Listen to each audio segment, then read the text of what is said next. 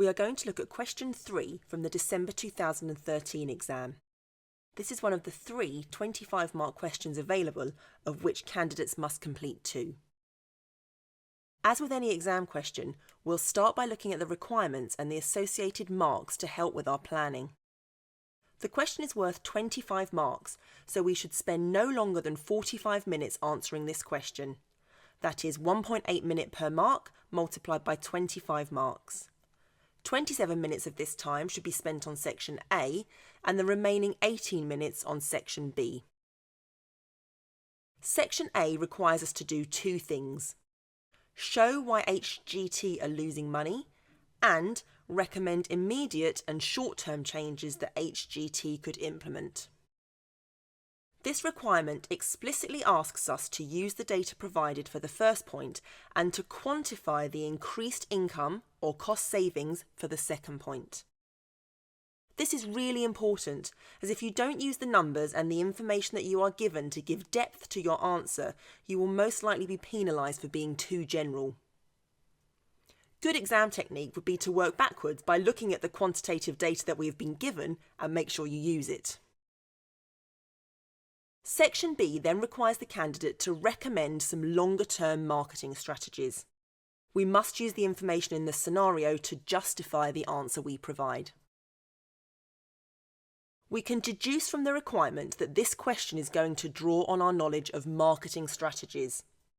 We could therefore use our knowledge of the marketing mix, or 7 Ps, which are price, place, product, promotion, process, people and physical evidence, to guide us as we read through the scenario and help give some structure to our answer. Now, pause the presentation while you read through the scenario and make any notes that will help you answer the requirements. Remember to use the information given as much as you can to earn maximum marks.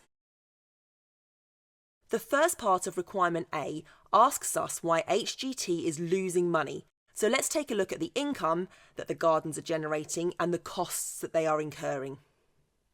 There are 2 streams of income, from admissions and from the cafe, which is situated on the grounds.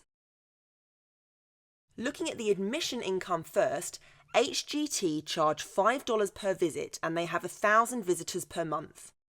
They are open for 8 months of the year, so their annual income is $40,000. Next is the cafe income. 60% of the garden's customers visit the cafe and the contribution per person is estimated at $1.25. That's extra income of $6,000. Hgt incur fixed costs of $60,000. The shortfall per annum is therefore $14,000, and we can see why the legacy money is gradually being used up. Note that the advertising costs are not included here, as we are assuming that they have been paid up front and are therefore a sunk cost. So what immediate or short-term action could be taken to address this shortfall, and what quantitative information do we have to help us demonstrate that they would work? We could first of all look at the entry price. The scenario makes it clear that many customers believe that the entry price of $5 is too high, and that the average customer would be willing to pay only $3.25. If the entry fee goes down, this should attract more customers, but how many more? Let's think about it the other way round. If Hgt charged $3.25 per visit, how many visitors would they need to break even? Or in other words, how many visitors would Hgt need to cover the fixed costs of $60,000? If n is the number of visitors, and assuming that each visitor contributes an average of $1.25 through cafe purchases, we can solve for n. So 3.25n plus 125 multiplied by 60%, or 0.06n, should be equal to 60,000. So 3.25n plus 0.75n should be equal to 60,000. So 4n is equal to 60,000, and n, or the number of visitors, therefore needs to be equal to 15,000. So charging $3.25 per visit, Hgt would need 15,000 visitors per annum, which is 7,000 more than the 8,000 it currently welcomes. We need to question whether this is likely or not, as this is nearly twice as many visitors as the current level, a big jump up.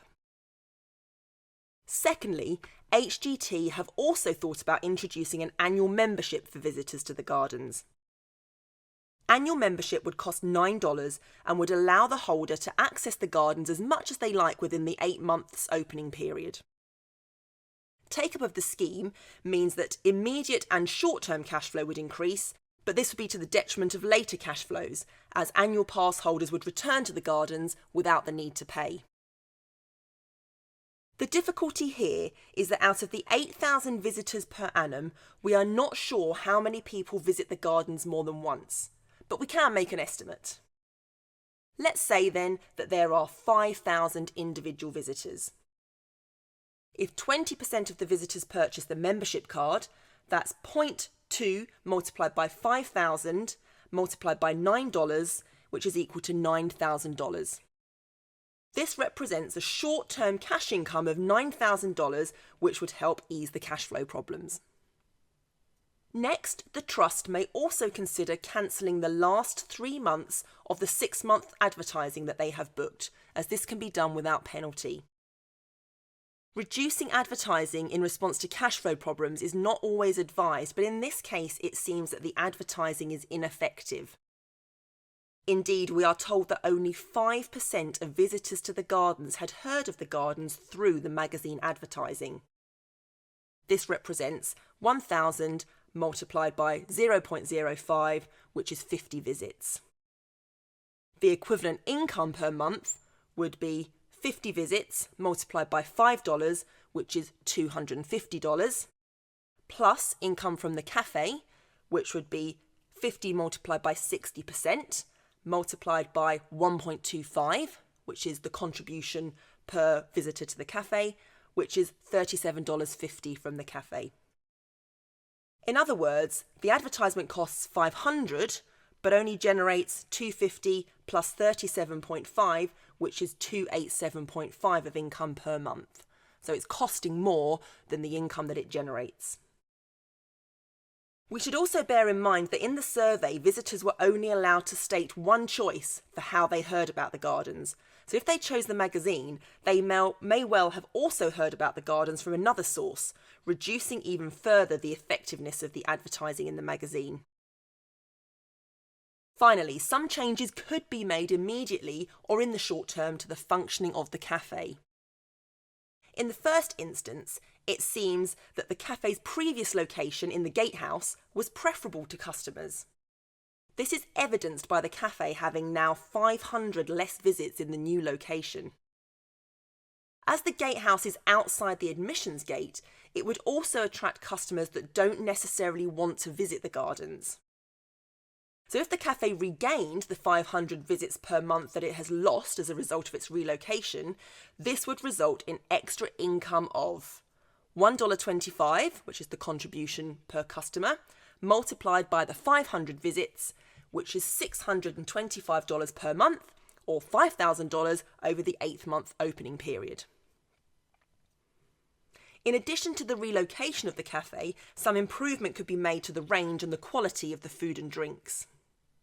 Increasing the quality of the food by using local produce or even produce grown in the gardens, as well as introducing more homemade type food, would most likely improve customer satisfaction. This would hopefully increase the number of visits to the cafe as well as the contribution per visit. We don't have any numbers surrounding this, but we could determine what the extra income would be by using our own estimates. Let's say that 70% of visitors to the gardens use the cafe and that the contribution increases to $1.80 per customer. Income from the cafe would then be $8,000 multiplied by 70% multiplied by the $1.80 contribution, which is equal to $10,080.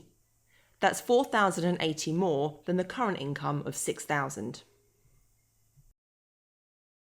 As well as the immediate and short-term actions that HGT could follow, the Trust also needs to think about its long-term marketing plan, including attracting new and repeat customers. This is the focus of Requirement B, where candidates are asked to recommend, with justifications, longer-term marketing strategies. Note that the distinction between short-term and long-term is relatively undefined in this question. For example, some candidates may have chosen to classify changes to and the relocation of the cafe as a longer-term strategy. This is fine as long as the point remains well explained, quantified and/or justified.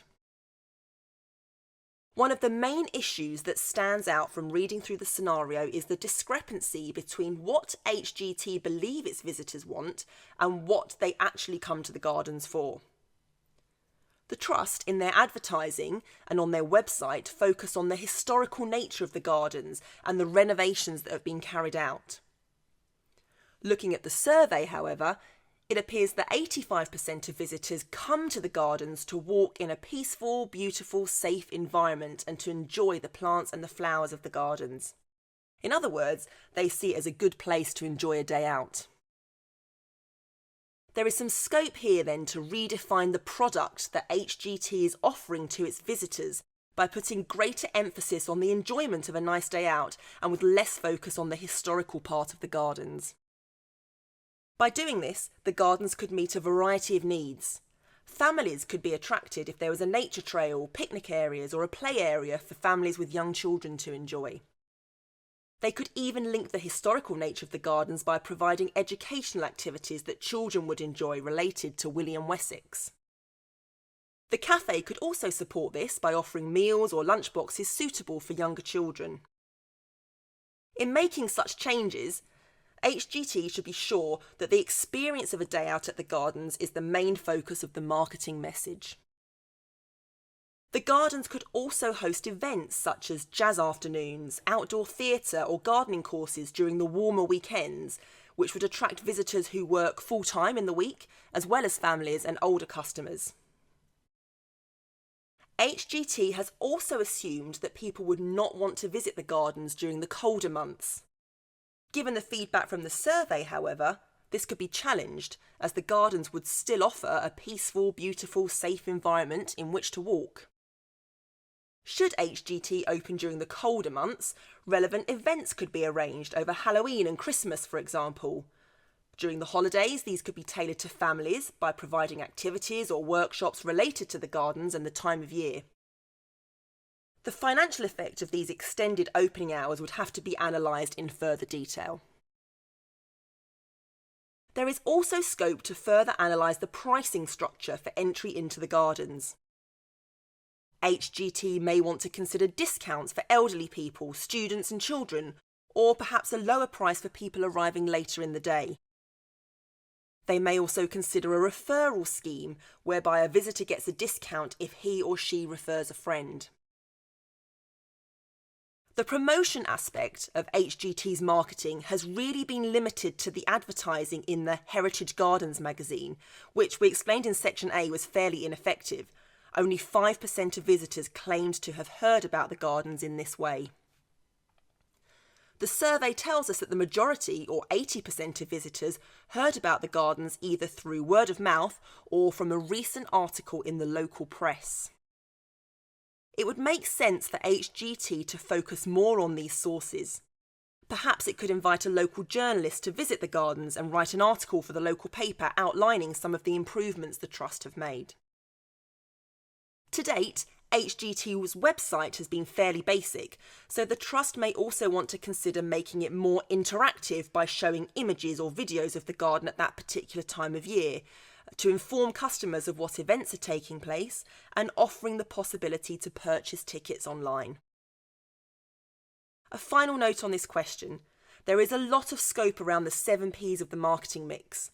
Although we have not covered them all, the examiner did state that credit would be given to answers centred around any of the Ps as long as it was relevant to the scenario.